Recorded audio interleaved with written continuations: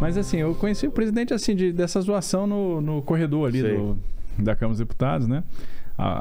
O presidente era da ala pobre da Câmara, né? Então ele era aquele deputado baixo clero. Ele ficava ali no anexo 3, que tem os piores gabinetes de deputado. Ah, tem isso lá? Tem uma... Tem. Os deputados que têm os melhores gabinetes ficam no anexo 4, né? O gabinete tem banheiro e tal. No anexo 3 nem banheiro do gabinete tem. Ah, é? Fora o banheiro. O Bolsonaro usava o banheiro comum.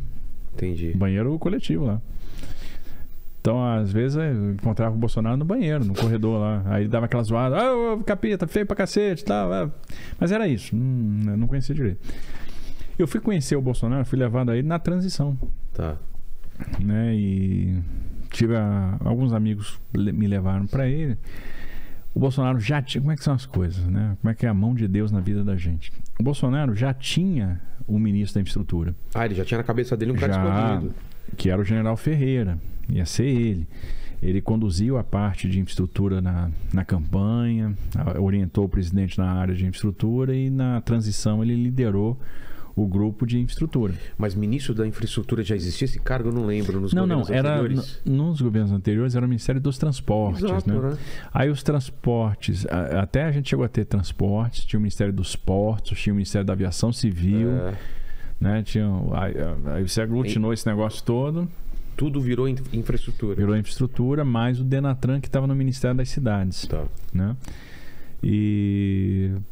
Então você já tinha, era o general Ferreira, o cara que estava auxiliando o presidente. Na transição, o general Ferreira disse... Transição é um período que é? O pessoal fica se reunindo... Você já tem o presidente eleito, né? E aí esse presidente eleito começa a interagir com o presidente que está saindo e as equipes começam a conversar para fazer uma passagem, de ver documento, ver números e tudo. Como é que tá isso aqui? Vê número, abre isso, veja aquilo e tal. E você entra nessa fase. Entra nessa fase. A transição foi muito bem conduzida, aí tem que tirar o chapéu também pro Temer, que foi um cara muito correto sempre. O presidente Temer foi um grande presidente, tá? Foi um bom presidente, isso tem que ser reconhecido. Tocou o Brasil num momento difícil, fez reformas importantes, fez uma transição. Fez um papel de transição mesmo que estava fazendo. Fez um papel de transição, uma transição muito equilibrada. Eu acho que ele cumpriu bem. Ele era o cara, eu acho que para isso mesmo. Né? Cumpriu esse papel de uma forma muito correta, fez esse papel muito bem. Aí Ferreira desistiu, me levaram a Bolsonaro. Você sabe por que ele desistiu? Não sei. Ele não tinha... ele não teve essa ambição assim, preciso ser ministro. Eu acho que ele achou, olha, já cumpri minha missão, já ajudei na campanha, você já virou presidente, meu papel aqui tá feito, tá posto, e esse negócio é muita dor de cabeça. E aí quem te indica, como que você chega? Aí alguns amigos comuns começaram a falar do meu nome pro presidente. A Tereza Cristina, que já tinha trabalhado comigo quando eu estava no governo Temer, já tinha conversado com ela sobre infraestrutura. O Vitor Hugo, que hoje é candidato ao governo de Goiás, tinha acabado de ser eleito deputado federal, meu companheiro de exército e meu colega de Câmara dos Deputados, entrou no mesmo concurso que eu da Câmara. O Jorge, que hoje é ministro do TCU, né, amigo de infância, de colégio militar, e que acompanha o presidente Bolsonaro há muitos anos. Então, me reencontrei com o Jorge. O Jorge me sondou para saber se eu me interessava pela área de infraestrutura e o que eu achava. Tinha que ser do exército ou não era uma exigência? Não era uma exigência. Tanto é que assim, tinha aquele negócio, a infraestrutura vai ser um general, acabou sendo um capitão, mas não pelo fato de eu ser capitão, é que o Bolsonaro recebeu boas referências, né, acerca do meu conhecimento, da minha experiência na área de infraestrutura, e resolveu apostar. Por coincidência, eu era capitão. E é engraçado, o presidente, às vezes, ele tem uns feelings, né? Ele chegou pro Jorge, pergunta para ele, que já tinham falado de mim pro presidente. Ele chegou, Jorge, chama ele para conversar e diz o seguinte: vê se ele tá pronto. Se ele chega para você e diz, não, eu dou conta. Se ele disser, não, veja bem, eu sou esforçado, eu vou procurar saber, tal, eu não sei se eu tô pronto, mas eu posso ver, eu sou esforçado, eu vou estudar, eu vou me aprofundar nisso. Aí não, tá fora, corta a cabeça. E você não sabia disso? Não sabia. Então, Eu fui saber disso meses depois. Olha só, aí o Jorge se titubear, não é ele. E aí o Jorge virou para mim, Tarcísio, a área de infraestrutura te interessa? Eu falei, me interessa. Você tá pronto? Você dá conta? Eu falei, dou conta, tenho certeza, pode passar para mim. Nisso você já conseguiu... Aí, marquei o ponto. Aí o presidente resolveu conversar comigo pessoalmente. Aí me chamou para uma sabatina. Engraçado que nesse mesmo dia ele sabatinou um outro general que era postulante ao cargo e foi indicado por generais. Você não estava certo ainda. Não. Você foi uma entrevista de emprego. Eu fui a terceira opção. O primeiro cara era o general Ferreira, não foi. O segundo cara, o general Brandão, também não foi e acabou caindo no meu colo. Tá. Aí o general Brandão foi entrevistado pelo presidente, saiu da sala, o presidente me botou para dentro da sala dele. E disse assim para mim: capitão, eu não queria uma bronca dessa para mim. É um pepino enorme para descascar. Mas me diga aí, por que você acha que tem que ser o ministro da infraestrutura? Aí eu fui também muito firme, muito convicto. E é uma coisa interessante que eu sou tímido, eu não sou de... Mas nesse dia eu não sei. Alguma coisa me tocou que eu tinha que ser incisivo, ser firme. E eu cheguei: presidente, eu tenho que ser o seu ministro da infraestrutura porque eu tenho currículo, eu sei o que precisa ser feito, eu sei fazer e eu já fiz. Então, se eu receber essa missão, eu vou cumprir bem essa missão. Só você e ele na sala ou tinha mais gente? Não, tinha uns 4 generais, estava o Vitor Hugo, estava o Miller, que foi um cara que me ajudou nesse processo também, que também falou de mim para o presidente, é um coronel da turma do presidente, está na reserva, trabalhava na Câmara dos Deputados. Aí o presidente olhou, ele chegou para mim e disse assim: olha... Já conhecia seu currículo. E eu não vou... o pessoal falava: esse cara se formou no IME, esse cara foi o primeiro da turma dele, esse cara foi diretor do DENIT, foi secretário do Temer, do PPI, já fez isso, já fez aquilo. Esse cara, ele tem uma história, que tem uma estrada, e esse cara está acostumado a tirar projeto do papel. Ele tem uma capacidade de realização grande, ele consegue entregar. Então muita gente tinha falado isso para ele: esse cara tira do papel, ele consegue tirar do papel. O presidente ouviu isso algumas vezes, de algumas pessoas diferentes, aí, registrou. E aí teve a curiosidade de me conhecer e eu fui bem incisivo, né, nesse dia. Aí ele falou para mim: olha, tem uma formatura de aspirantado no final de semana, não vou tomar essa decisão agora. Era a entrega da espada na Academia Militar. Ele já ia lá agora com o presidente eleito para a academia, com o presidente eleito, carregando, amarrada no corpo, uma bolsa de colostomia, que foi a consequência da facada. Ele terminou a eleição, tomou posse com aquela bolsa, sofreu pra caramba com aquilo, né? Porque esse processo, depois de reversão, foi um processo doloroso. Ele se submeteu a mais de uma cirurgia, né? Foram algumas cirurgias. O negócio foi... Isso mexe muito com ele, né? Tentar tirar a vida dele. Um caso que nunca foi investigado direito, né? Que foi jogada muito estranho. Pra baixo da coisa. Nesse caso, estranho, e que não foi realmente... não deram... você sabe por quê que pararam? Assim, não tem explicação, né? Por que isso nunca foram a fundo, né? Nunca investigaram a fundo. Imagina se fosse um candidato à presidência nos Estados Unidos, se isso não estava resolvido, sei lá, em uma semana, um mês. Há muito tempo. Muito estranho. E aí, quer dizer, aconteceu esse negócio. Mas o presidente, então, estava voltando à academia como presidente eleito agora, né? Então, eu disse: olha, sábado eu vou para a academia, isso era uma terça-feira. E aí depois eu vou decidir, semana que vem eu decido. Só que, nesse mesmo dia, isso foi de manhã, à tarde ele me liga e começa a passar instruções tal, o que ele queria, né? Qual era a diretriz dele. E lá pelas tantas ele disse assim: capitão. E eu penso assim: esse cara tá me dando instrução, será? Aí quando ele termina, ele diz assim: capitão, posso tuitar? Eu falei: presidente, bora. Aí ele mandou o tweet lá. Oficializando, né? A minha nomeação foi publicada no Twitter oficial da União. Eu já conhecia bem a área.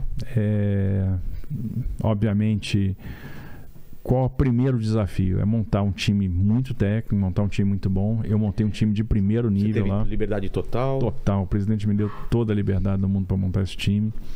Peguei o que tinha de melhor assim, na área de aviação civil, na área de portos, na área de transporte ferroviário, transporte rodoviário, transporte terrestre, né? Na área de estruturação de projeto, montei um timaço, um time de elite mesmo. Digo: moçada, vamos fazer a diferença. Nós vamos trabalhar aqui em cima de 4 pilares. Né? Um pilar de transferência de ativos para iniciativa privada. Então, a gente o que der para transferir para iniciativa privada, nós vamos transferir. Nós vamos concluir as obras que estão inacabadas, porque, antes da gente pensar em começar uma obra nova, eu quero acabar as que estão rodando. que tinha de obra inacabada? Ferrovia Norte-Sul. Coisa de quantos anos parado, assim? Tinha obra de 47 anos, de 25 anos, de 30 anos, de 15 anos, de 12 anos. Pô, então, travessia a variante de Frios, Gilmirim, travessia urbana de Tianguá, Ponte do Abunã, Ferrovia Norte-Sul, BR-163, BR-116 Rio Grande do Sul, Ponte do Guaíba e por aí vai. Você já sabia dessas coisas quando você estava no Temer? Ou não, aí você teve a noção mesmo? Sabia. Acho que eu não sabia talvez de todas, mas eu sabia, conhecia bem.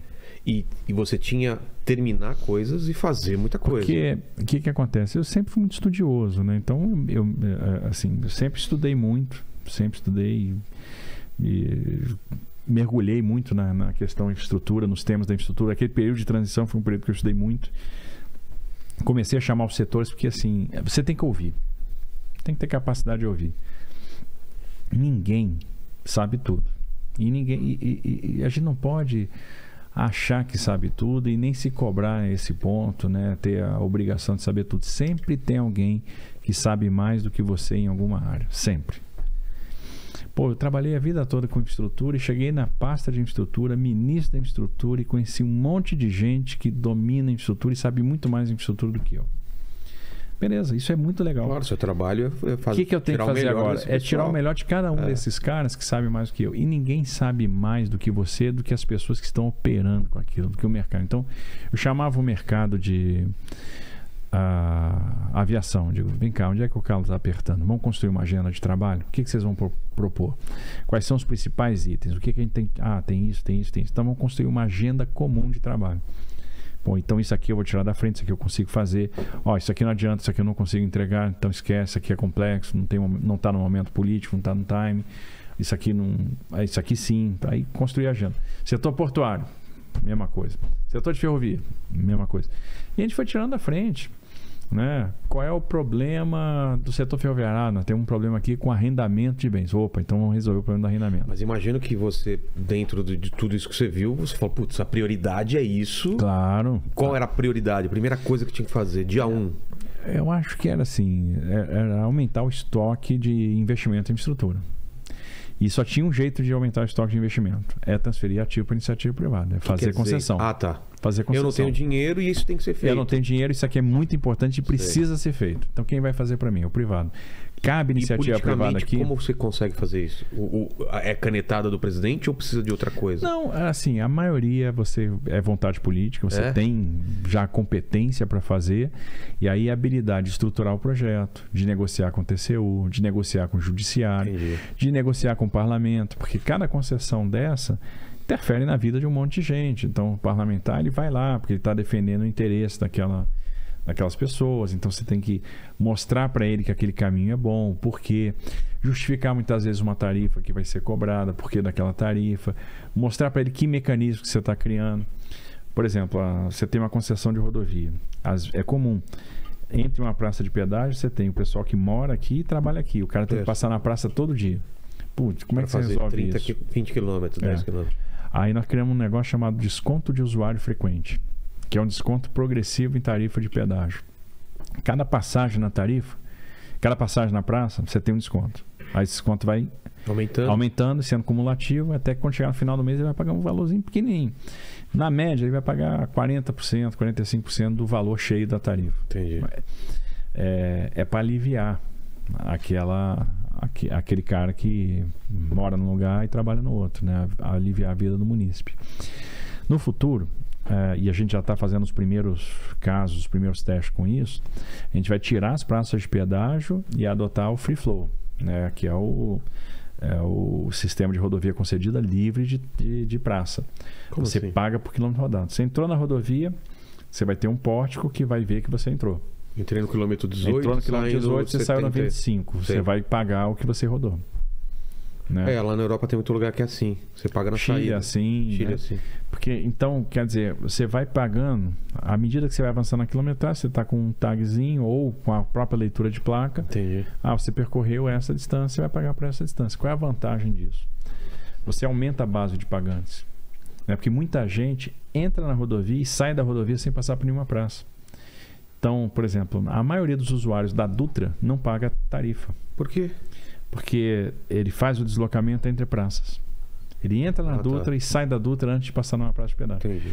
Então você tem o custo de manutenção, você tem o desgaste do pavimento, isso é calculado, quanto que você vai gastar com manutenção, não sei o quê. Né? Poucos pagam muito. Poucos pagam para muitos usar.